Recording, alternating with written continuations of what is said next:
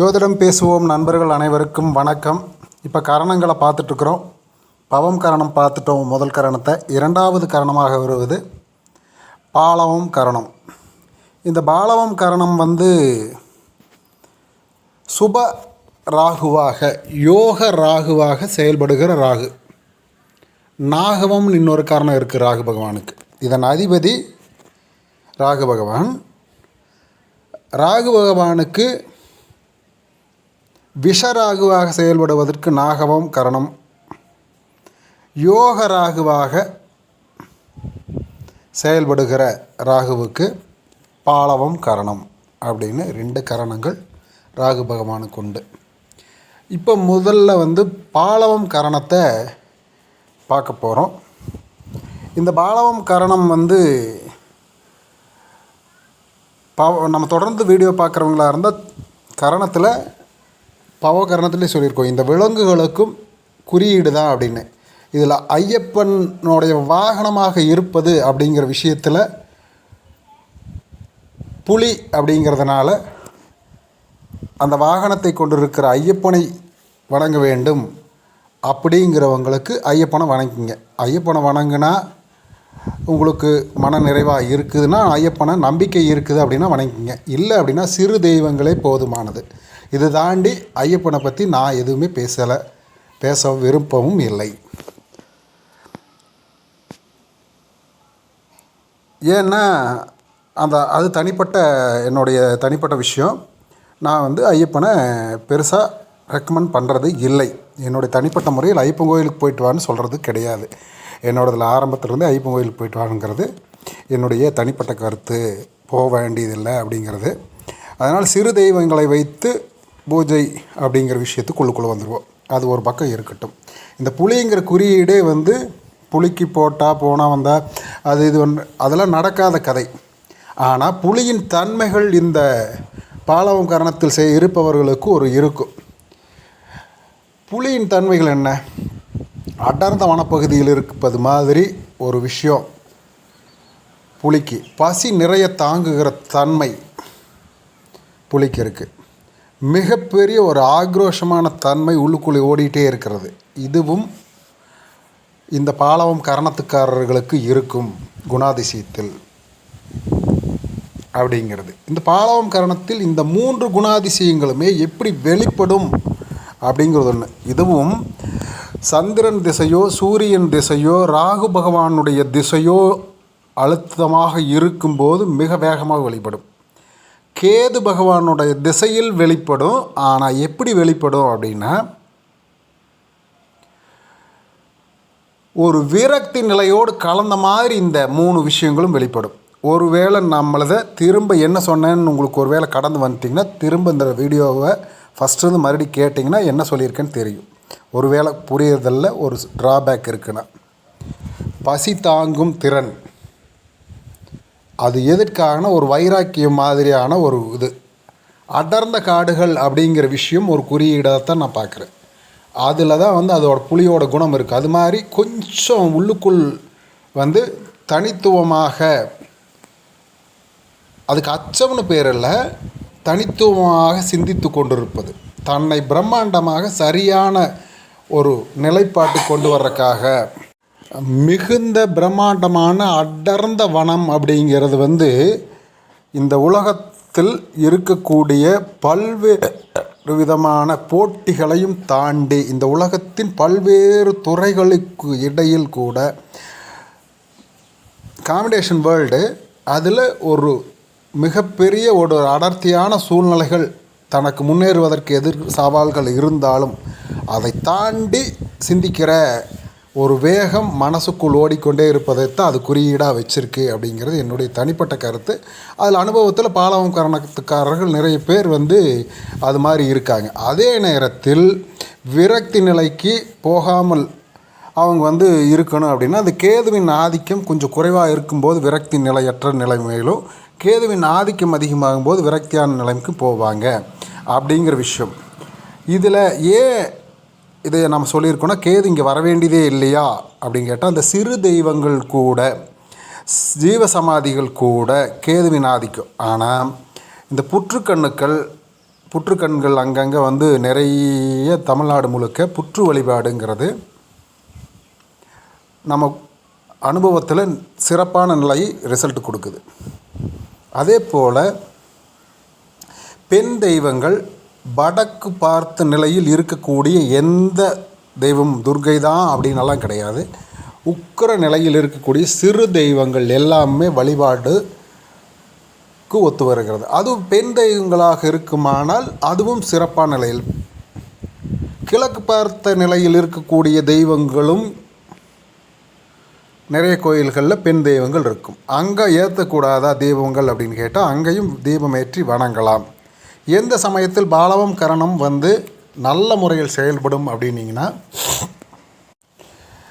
நீண்ட காலம் நிறைவேறாத விஷயங்கள் இந்த பாலவம் கரணத்துக்காரங்களுக்கு இருக்கிறது அப்படிங்கிறது, நீங்கள் ராகு திசை அல்லது ராகுக்கு வீடு கொடுத்தவருடைய திசை அல்லது புத்தி அல்லது அது எதுவுமே இல்லைன்னா கூட இந்த கரணம் இருக்கக்கூடிய நேரத்தில் பாலவம் கரணத்தில் இருக்கிறவங்க ஒரே ஒரு கோரிக்கையை மட்டும் வைத்து 11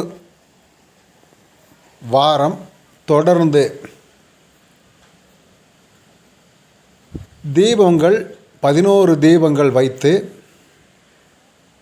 ராகு காலம் முடியுமானால் ராகு காலம்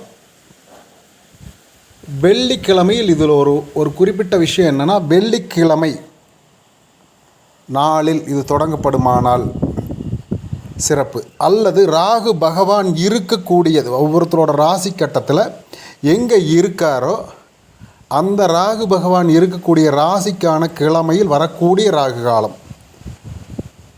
அல்லது அந்த நட்சத்திரம் வருகிற நாள், ராகு பகவான் எந்த நட்சத்திரத்தில் இருக்கிறாரோ அந்த நட்சத்திரத்தில் இருக்கக்கூடிய நாள், அல்லது குல தெய்வம் ராகு முதலில் தொடங்குவது ஒரு வாரம் முதலில் தொடங்குவது என்பது குலதெய்வத்தின் அருளை பெறுவதற்காக குலதெய்வத்தில் தீபத்தை ஏற்றிவிட்டு உங்களுக்கு நீங்கள் தொடர்ந்து 11 வாரம் எங்கு தீபம் ஏற்ற முடியுமோ, எங்கு வசதியோ உங்களுக்கு சௌகரியப்படுமோ இப்படிப்பட்ட கோவில்களை நீங்கள் தேர்ந்தெடுத்துக்கிறது, எங்கே எப்படி சூழ்நிலையில் இருக்கிறோம் அப்படிங்கிறத பொறுத்து மாற்றிக்கொள்ளக்கூடியதாகத்தான் சிறு தெய்வங்களை நீங்கள் தேர்ந்தெடுத்துக்கலாம். அதோடு ஈசானியம் அப்படின்னு சொல்லக்கூடிய சிவன் கோவிலாக இருந்தாலும் அங்கே வந்து ஒரு அம்மன் இருக்குமானால் அங்கேயும் தீபமேற்றலாம். ஆனால் என்ன அப்படின்னா, பிதுர் காரியங்கள் இருக்கக்கூடிய ஆற்றோரத்தில் இருக்கக்கூடிய சிவன் கோவில்கள் தமிழ்நாட்டில் நிறைய இருக்குது. அந்த மாதிரி கிடைச்சால் இன்னமும் சிறப்பு. அங்கே இருக்கக்கூடிய அம்மனுக்கு செய்யலாம். இப்படிப்பட்ட கோவில்களில் குறிப்பிட்ட மாதிரி பாலவம் கரணம் வரும்போது பாலவம் கரண நாளில் 11 வாரங்கள் தொடர்ந்து வழிபாடு உங்களுடைய கோரிக்கை ஒரே கோரிக்கையாக இருக்குமானால் நீண்ட காலம் நிறைவேறாத கோரிக்கையை வைத்து முறையாக ராகு காலத்தில் அல்லது வந்து பாலவம் கரணத்தில் முதல்ல தொடங்கும்போது ராகு காலமாக இருப்பது சிறப்பு. பாலவம் கரணம் ராகு காலம் சேர்ற நேரம் பகல் நேரமாக தேர்ந்தெடுத்து செய்வது அப்படிங்கிறது. ரெண்டாவது, அடுத்தது வரதில் ராகு காலம் வர வேண்டியது இல்லை, பாலவம் கரணம் மட்டும் இருந்தால் மீதி இருக்கக்கூடிய 10 வாரங்களுக்கு போதுமானது. அடுத்தது வந்து பார்த்திங்க அப்படின்னா, உளுந்து அதில் செஞ்ச உளுந்து வடை அப்படிங்கிறது அந்த அம்மன் முன்னாடி படைச்சி வரவங்களுக்கு கொடுக்க சொல்லி பிரசாதமாக கொடுக்க சொல்லணும் ஒன்று. இன்னொரு விஷயம் என்ன அப்படின்னிங்கன்னா, இந்த கடைசியில் 11வது வாரம் அந்த அம்மனுக்காக ஒரு இளநீர், ஒரு தயிர், பால், அந்த மாதிரியான வாசனை பொருட்களோடு சேர்ந்த ஒரு அபிஷேகம் அப்படிங்கிறது. இளநீருக்கு பல காரணங்கள், ஒவ்வொன்றுக்கும் தனித்தனியாக ஜோதிடத்தில் ஓப்பனாக சில விஷயங்கள் சொல்ல முடியாது. அப்படி ஒவ்வொரு காரணம் இருக்குது. ஒவ்வொரு பொருள், நான் சொல்லியிருக்கிற பொருள் மஞ்சள், பால், தயிர், இளநீர், அது வந்து கட்டாயம். கடைசியில் கரும்பு சாற்றில் அபிஷேகமும், கண்டிப்பாக மல்லிகைப்பூவோ அதாவது வாசனை பூ அல்லது பன்னீர் மாதிரியான விஷயங்கள் அபிஷேகம் செய்வது அப்படிங்கிறதும். நல்லெண்ணெய் முதல்ல வந்து நல்லெண்ணெய் தனியாக தீபத்துக்கு, அதே போல் தனியாக அம்மனுக்கோ இவங்களுக்கோ அபிஷேகம் பண்ணும்போது குளிர்ச்சியாக அந்த திருமேனியில், தெய்வத்தின் திருமேனியில் அபிஷேகமாக தடவி நீரால் அபிஷேகம் செய்து சுத்தம் செய்து மஞ்சளை கொண்டு கழுவி சுத்தம் செய்து பூஜை செய்து தர வேண்டும்னு கேட்டு அந்த அலங்காரங்களுக்கு முடியுமானால் ஒரு புடவை அல்லது ஒரு துணி நல்ல புதுசாக எடுத்து உங்களுக்கு ஒரு சிம்பிள் ரேட்டில் இருந்தாலும் சரி எடுத்து அந்த நிறைவேற வேண்டிய கோரிக்கைக்கு உங்களால் முடிஞ்ச கனிகள் அல்லது வெத்தலைப்பாக்கு சூடம்பத்தி அப்படிங்கிற ஒரு கோயிலுக்கு தேவையான விஷயங்களோடு ஒரு பூ சேர்த்து தட்டில் வச்சு கொடுத்து மனநிறைவாக அந்த 11வது வாரம் செய்யணும் அப்படிங்கிறது இந்த பாலவம் கரணத்துக்கு மிகப்பெரிய உறுதுணையாக உங்களுடைய மனநிறைவை நோக்கி அந்த விரக்தி நிலையிலிருந்து வெற்றி நிலைக்கு கொண்டு போகிறதுக்கு ராகு பகவான் திடீர் யோகங்களை நிலைமை மாற்றி தர்றதுக்கு இந்த 11 வார வழிபாடு சிறப்பான நிலையில் பாலவம் கரணத்தை முன்னெடுத்து வெற்றிக்கான வழி சூத்திரமாக இது நல்ல முறையில் பயன்படுத்திக்கலாம். இந்த பாலவம் கரணத்துக்காரர் தான் பண்ணணுமான்னு கேட்டால் இந்த பாலவம் கரணத்தில் யார் வேண்டுமானாலும் செய்யலாம். ராகு திசையில் இருப்பவர்கள், ராகு இருக்கிற வீட்டு குடையவருடைய திசையில் இருப்பவர்கள், ராகு சாரம் பெற்ற கிரகத்தின் திசையில் இருப்பவர்கள், இவங்க யார் வேணாலும் இந்த காலகட்டத்தை நல்ல முறைக்கு பயன்படுத்தி அந்த பாலவம் கரணம் வருகிற 11 மணி நேரம் 10 மணி நேரம் 8 மணி நேரம் வருது இல்லையா, அதில் பயன்படுத்தினால் அவங்களுக்கு ராகுபவின் பாதிப்புகள் குறைந்து யோகங்கள் அதிகரிக்கும். இந்த கரணநாதனாக வெற்றி பெறுவாருங்கிறது ஒரு விஷயம், கரணமே வெற்றி பெறக்கூடிய விஷயங்கள் ஒன்று. நீண்ட காலம் எனக்கு விடையே தெரியாத நோய்கள் மாதிரி ஏதோ பிரச்சனைகள் இருக்கிற மாதிரி சொல்கிறது, மாயத்தன்மையில் போய் சிக்கிட்டேன்னு சொல்கிறது, அல்லது யாராவது எனக்கு அதை பண்ணிட்டாங்க இதை பண்ணிட்டாங்கன்னு மாயத்தன்மையில் மனசுக்குள்ளே தோன்றது எல்லாமே உங்களை விட்டு அந்த கேள்விகளுக்கு ஃபுல்லாக ப்யூரிஃபைடாக நான் ஆயிட்டேன் அப்படிங்கிற நிலைமைக்கு கொண்டு போகிறதுக்கு கூட இந்த வழிபாடு ஒரு சிறப்பான வழிபாடு தான். நிறைய பேர் ராகு காலத்தை மட்டுமே பயன்படுத்துகிறாங்க. ஆனால் ராகு பகவானுடைய ஆதிக்கம் இருக்கிற காலங்கிறது இந்த பாலவம் கரண நேரம் மிக மிக மிக மிக சிறப்பான நேரம். இந்த நேரத்தில் இந்த கிரகத்தை நல்ல முறைக்கு வழிபாடு செய்து வருவது அப்படிங்கிறது அந்த கிரகத்திடம் பிரபஞ்சத்துக்கு தீபத்தின் மூலமாக சொல்லுகிற நேரத்திலேயே மிக அமைதியாக அங்கே கோயில் இருக்கணும். அங்கே போய் சலன்னு பேசிக்கிட்டு கசமசன்னு சொல்லிக்கிட்டு நானும் வழிபடுறேங்கிற மாதிரி இருக்கக்கூடாது.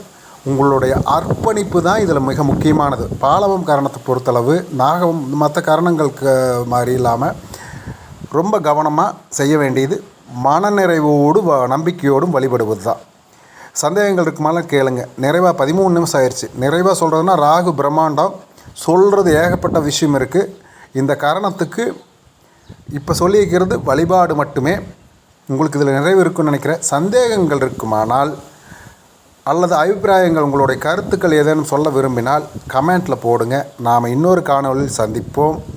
நன்றி, வணக்கம். அடுத்த கரணத்தில் மீண்டும் சந்திப்போம். நன்றி, வணக்கம்.